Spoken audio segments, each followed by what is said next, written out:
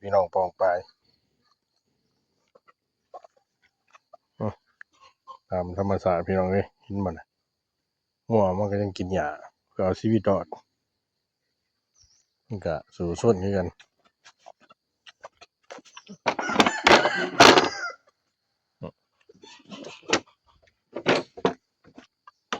นี่คือธรรมชาติพี่น้องเลย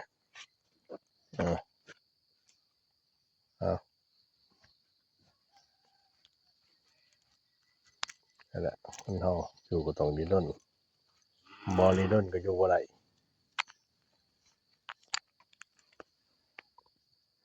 ในน้ำมีปลาในน้ำมีข้าว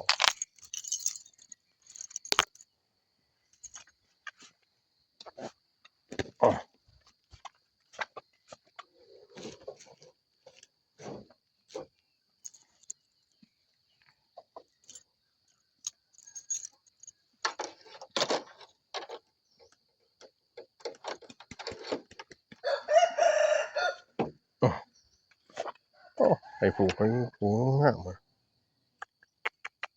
ไปตีล้วนๆนี่น้องเลย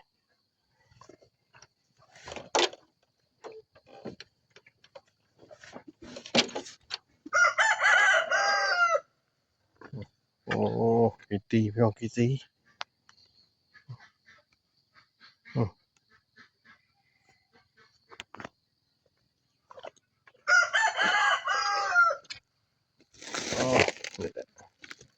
คือธรรมชาติน้องเลย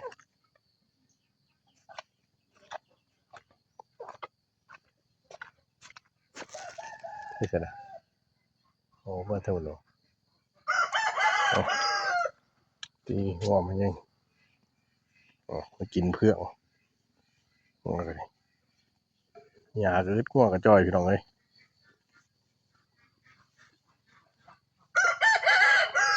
ไปคลิปนี้ก็พ่อเสน่ห์พี่น้องก็มาสบายดี